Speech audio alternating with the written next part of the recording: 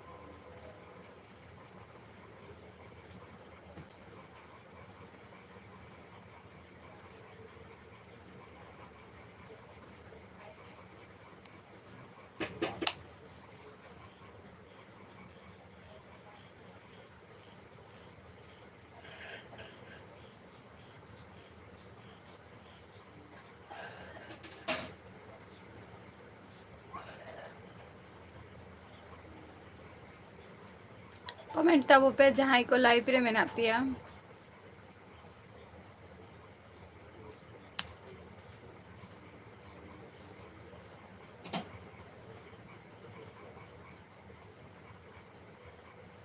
ए दुष्टू दुष्टू छुटकी बहू भाई फोने धो उठो कैसे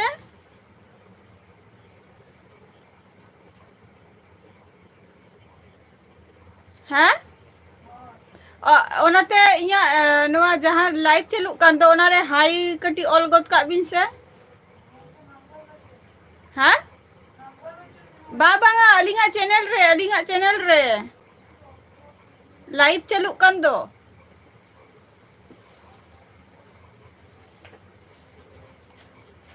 नवा फोन तमा एटा का किछु अपलोडिंग चलू कान नो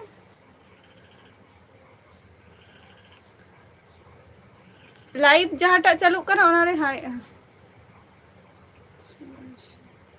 अच्छा सुभाष हेम्ब्रम है सगुन दाराम या लाइव स्ट्रीम रे सुभाष और ओका खन अबिन दो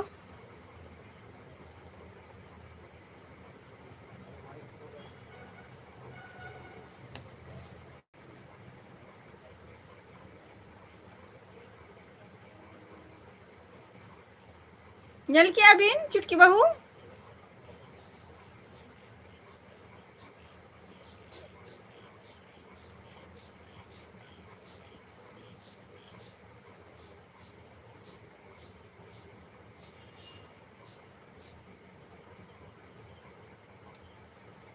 मंजू एडिट अच्छा सगुन दाराम मंजू सुभाष हुगली खन अच्छा हुगली ओका खन हुगली ओका तू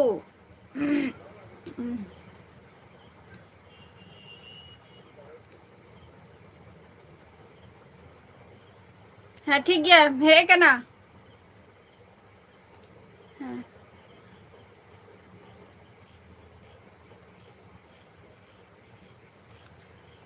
হয় সুভাষ হেমব্রম ওকা তু হুগলি ডিস্ট্রিক্ট হয় অনামার ডিস্ট্রিক্ট মানে ওকা তু আতু nyutum আর কি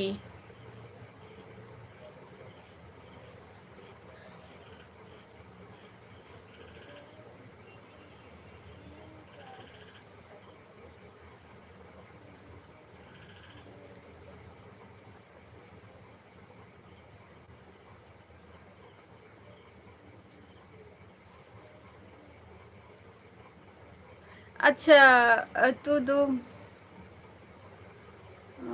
अच्छा तू तो ताहले मोगरा अच्छा अच्छा और बहाई ना पे से बांगे सुबह समरम बहा को हुई ना से बांगे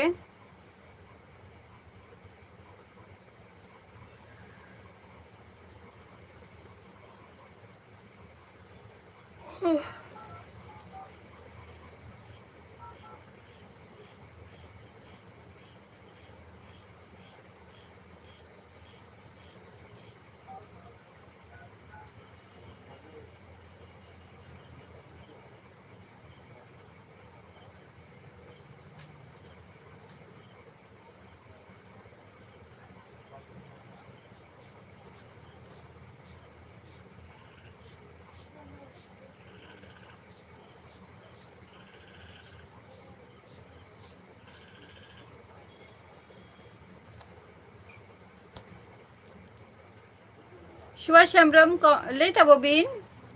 बाहा परब को मनाव हुईना से बांगे?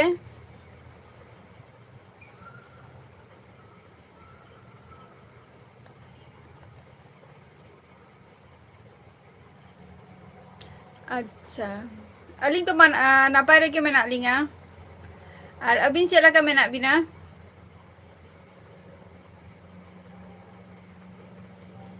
अलिंग तो नापाय रेगे मेना लिंगा और अबिन के चेला का मेना बिना? अबिन अंते को और बाहा परब को हुईना से बांगे?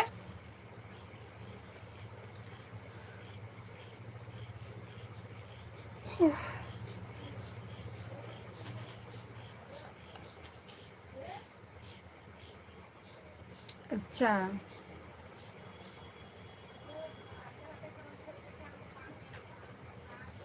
ओना शुरू करेगे आधान माने आधान बाहा परब को आरकी ओना तो चेक को लेया मा मोरे से मा मोरे के तो को लेया नितो मा बाहा सीजन मा बांगा ना नितो मा एकदम मा मोरे ako ना ओना शुरू करेगे मा मोरे अंजम ले आलिंग चलाव लेना लिंग मिद धाव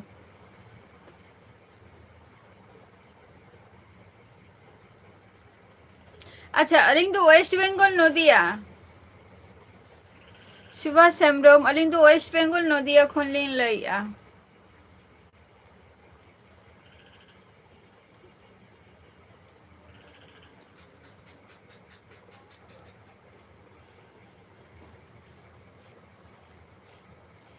नदिया ओकरे बोलते नवा एम्स बिन अंजम का तो कल्याणी एम्स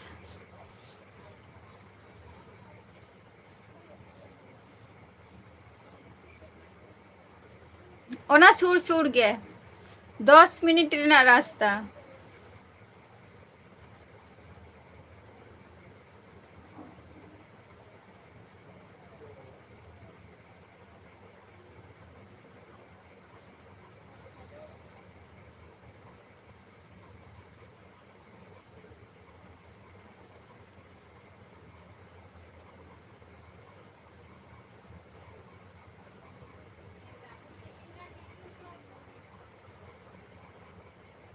कल्याणी उतर दो बांग कना ओना दो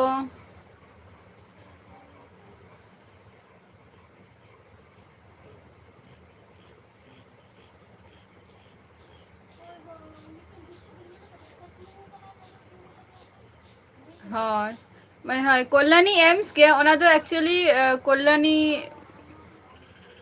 कल्याणी के कल्याणी हाँ कल्याणी एम्स हाँ ओना सुर सुर जस्ती घड़ी ना रास्ता तो बांग कना 10 मिनट हो पूरा बांग लगा संतोष संतोष सगुंदाराम यहाँ लाइव स्ट्रीम रे संतोष ओका खन अबिन दो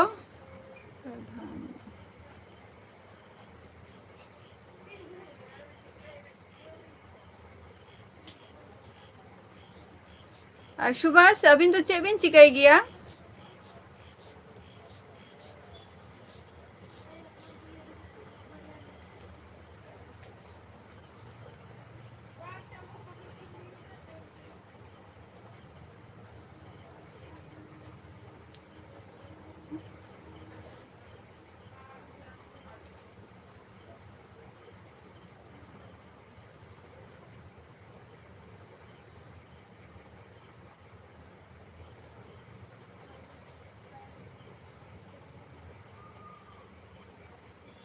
ओ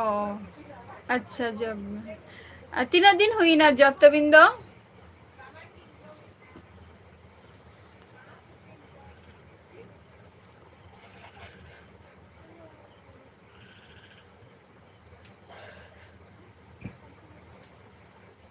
तो और तीनों बॉय अबिन अबिन दो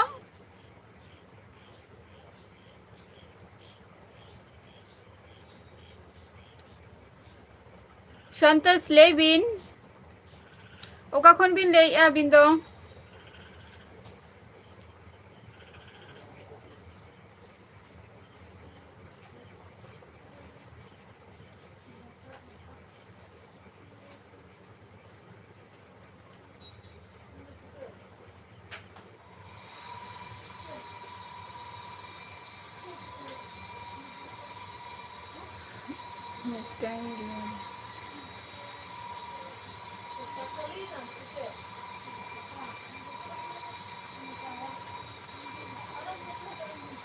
माने पेहर ओरा रे ताहले पेहर आयो बाबा और अबिन पेहर गे तो ताहले ओरा रे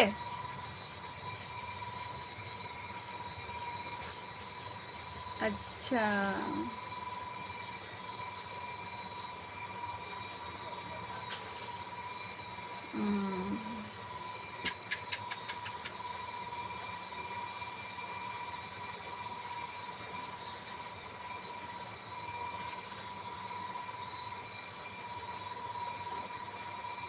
और आयो बाबा तिकिन तो ओरा रे किन तहन गया से उनते तो चासबास ही आंजम का भागी हुई गया चासबास को बिन चासबास गया से उनते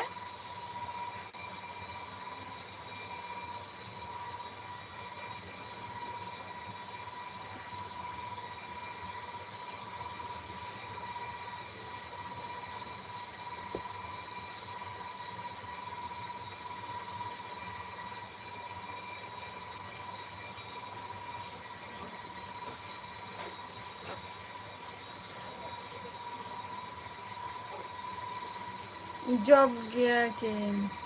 क्लास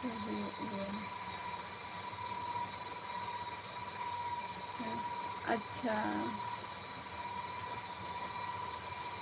ताले माने बाना होर के चे गवर्नमेंट सर्विस होर कना किन से होय उनते मा जस्ती आंजम का आर जे माने चासबास कमी जस्ती मेना का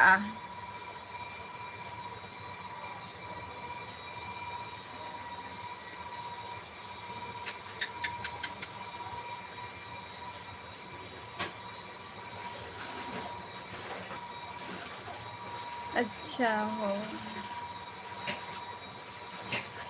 तो ओरा रे तो कोई बाको तहन गया झतो झतो माने अयुब टुकुगे और सेता टुकुगे मनी के ना मिद संगते कटी ताहे बड़ा हुई गया बाद बाकी तो बाकान तो झतो कमी टाइम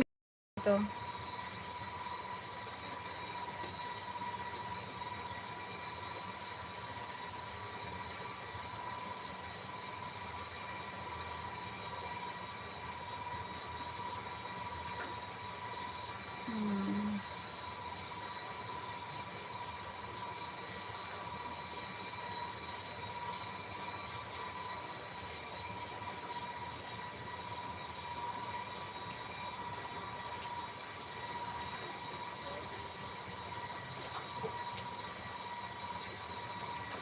लई तबो पे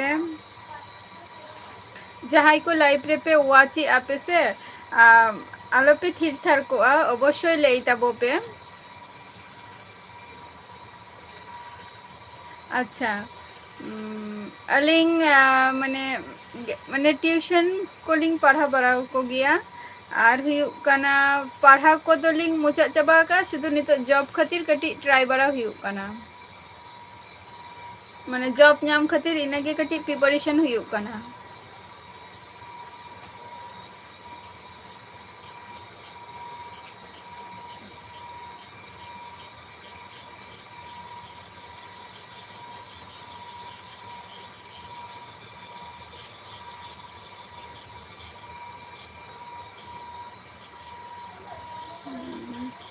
ओड़ा रे झतो को मेना कोआ आयो बाबा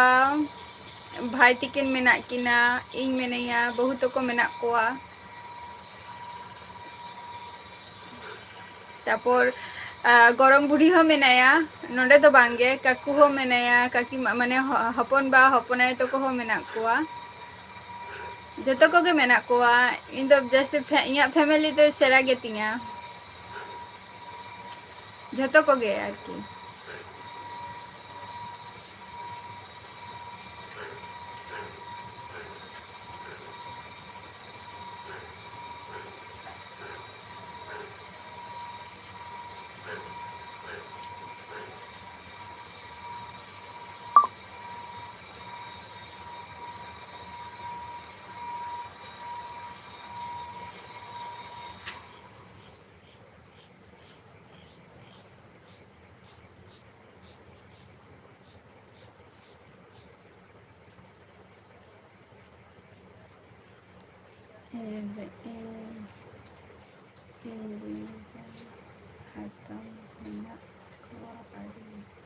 अच्छा अदो हातम तको दो माने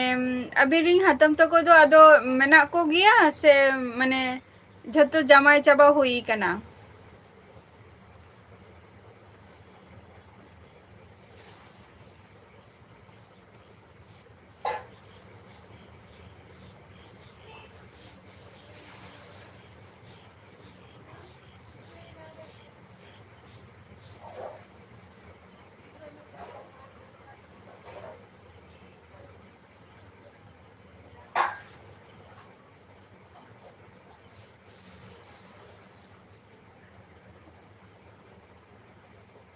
सुचित्रा हेम्ब्रम सगुन दाराम अलिंगा लाइव स्ट्रीम रे और अलिंग तो वेस्ट बेंगल नदिया खन लिन लैया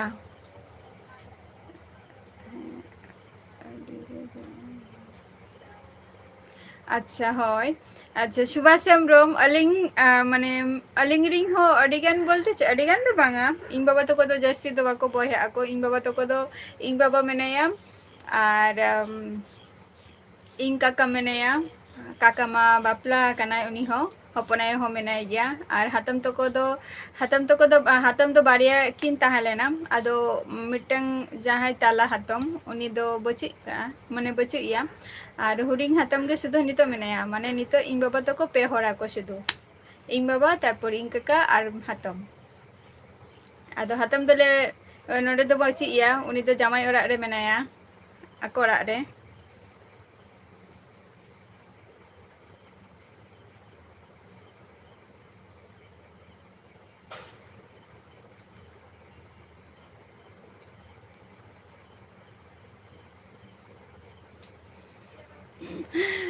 हुआ सेदाई तीन टा एज हुआ बई बुझे दाड़े कना किंतु अबिन जे लई अबिन माने 8 जन हातम ताहे दाड़िया गया को बांग कथा तो बांगे और जेमन माने इन बाबा तो कोरिंग आई हातम तो को नित हो मेनाय गया जीवी तो उनी उनी हो माने उनको हो अडिगन बोयहा गे को ताहालेना 6 जन से 7 जन इंकार की tahan gaya ko उनका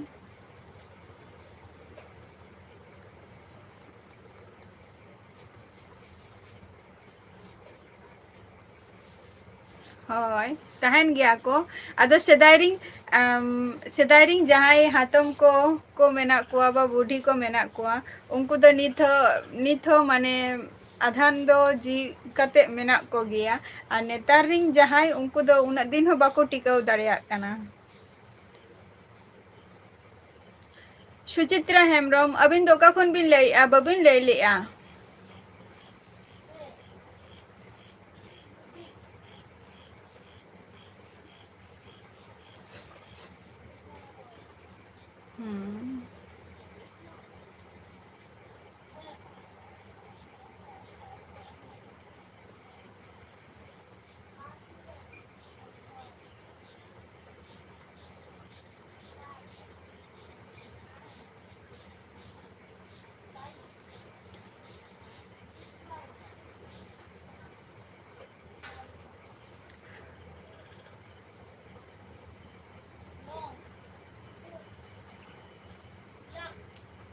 Later, Bobin.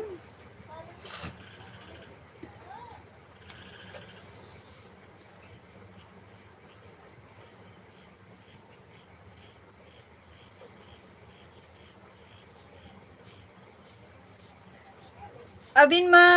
कमी को बिन चला आय बाबा तिकिन हो कमी किन चला आदो डिनर बांगे नितो बांग हुई कना लेट कते गिलिन जम गया अलिंग दो ले तालिंग अबिन मा झोतो हर गे कमी माने जा जेमन कमी को चला को ताहले नितो जे नय दाका उतु को चंदा बारा हुई गया ओना दो ओकोय चंदाय गया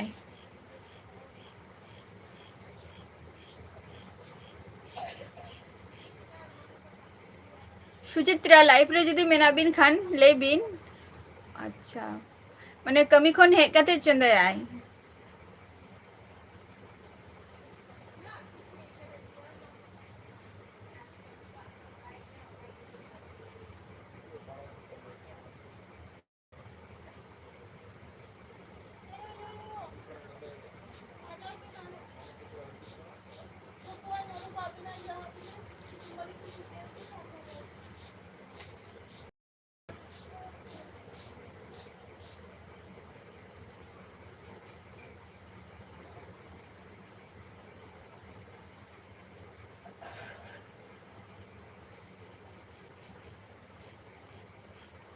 जतो हर दो उना गंद तिना और पे होरा पे तो सबे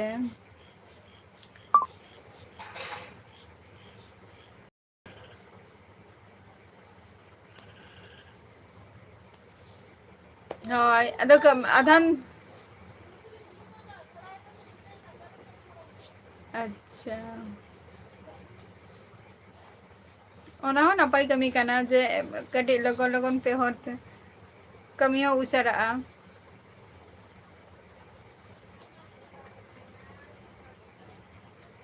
ताले चंदा बारा न झतो हर कमी को पे चला पे तो चंदा बेर ना असुविधा हो बा हुई तपिया सब दिन द समान बांग तहन गया होय सब दिन तो समान बांग तहन गया ओना हो ठीक कथा गे मैंने अलिंग जे तुम्हार ताहले मा झतो प्राय के तो हे कते चंदा बारा हुआ अदो माने हरकत बांग बुझ गया अबिन मा 2 बछर धरे माने जॉब की अबिन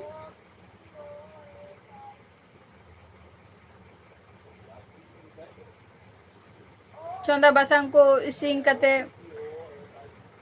कमी चला को तापर ओड़ा रे कमी को हो मेना गया टुकी टाका बांग अच्छा हाँ मी जगह जदी अभ्यस्त हुई लेन खान दो अदो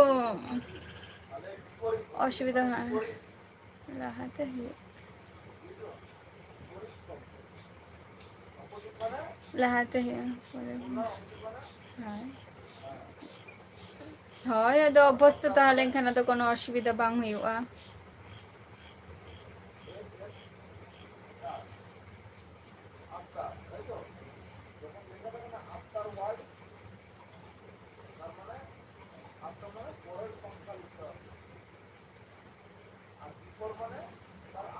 दाका को बिन जम किया से बांग गया बिन दो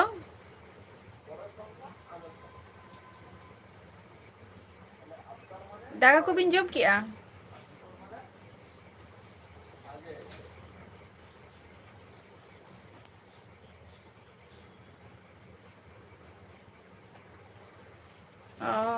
बांगे अच्छा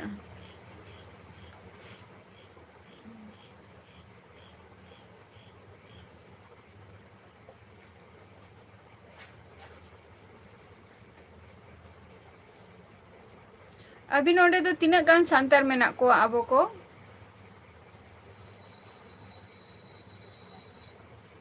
से सांतार अतु रे बिन तहन गया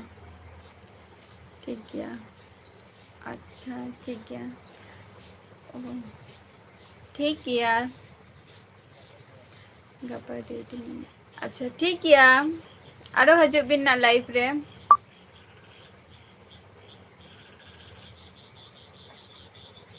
गपा आरो हजू बिन लाइफ रे सांतार अतु रे बिन अच्छा अच्छा नपाई कथा कना ना हो हाँ दाका को जम बराय बिन जम बरायते लोगो लगन जपित बिन जेहेतु गपा आरो कमी मेना तबिना बिन लैआ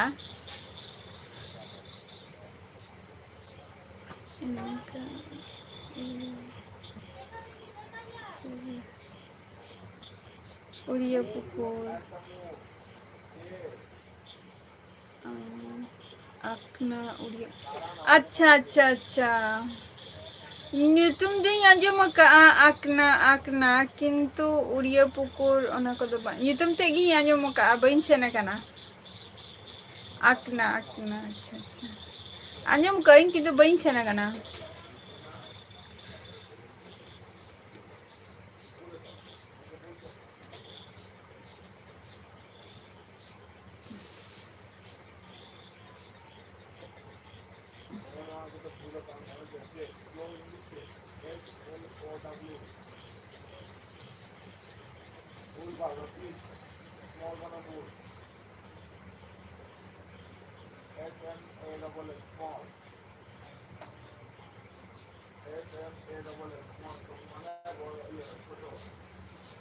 Jahai ko library में ना पिया लई तबो पे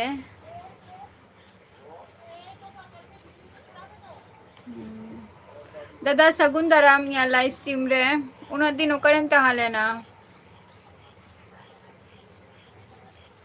आज चला का मेना मिया आम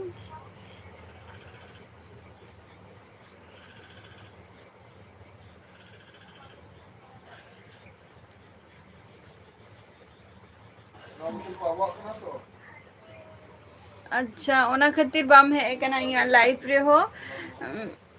बम है कना ओना खातिर है और नपाय रे के तहन में और होली को चला का मनाओ किया दादा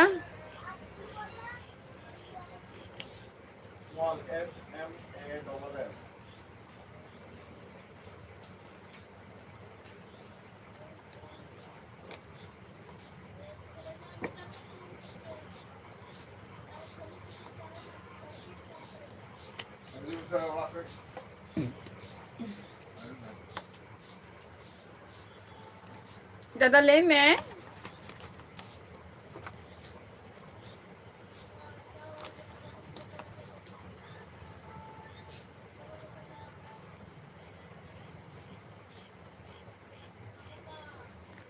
Hoy, nhớ lệ ghiền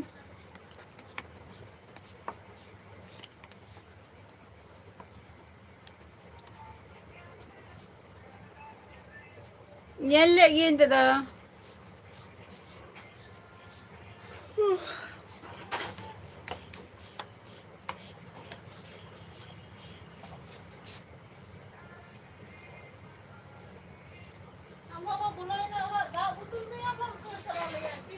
कुली के मियां दादा ना तो कुली के मियां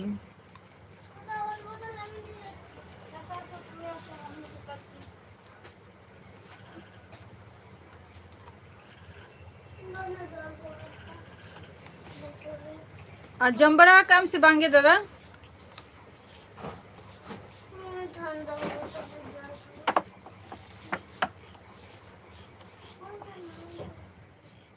जा जा जा जा एनांग खन नोंका डिस्टर्ब आई करंट लाइव स्ट्रीमिंग बंद या ना